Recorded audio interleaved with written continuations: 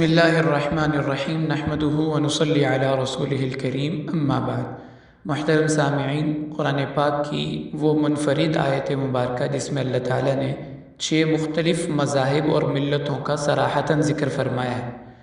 سورۃ الحج آیت نمبر 17، ان الذین آمنوا والذین ہادوا والصابئین والنصارى والمجوس والذین اشرکوا۔ اس میں سب سے پہلے ایمان والوں کا تذکرہ ہے جو صحیح العقیدہ مسلمان ہیں۔ دوسرے نمبر پہ ہے یہود جو اپنی نسبت حضرت موسیٰ علیہ السلام کی طرف کرتے ہیں۔ تیسرے نمبر پہ تذکرہ فرمایا صابئین۔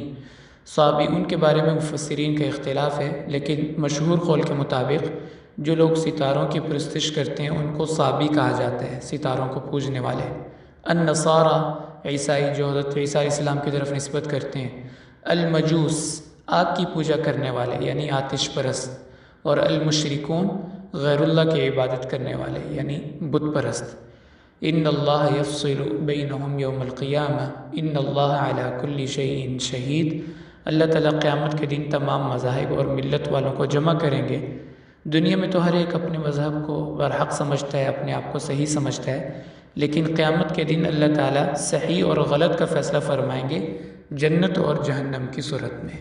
تو یہ ہے وہ آیت مبارکہ جس میں اللہ تعالیٰ نے صراحتاً 6 مختلف مذاہب اور ملتوں کا نام ذکر فرمایا۔ وآخر دعوانا ان الحمد للہ رب العالمین۔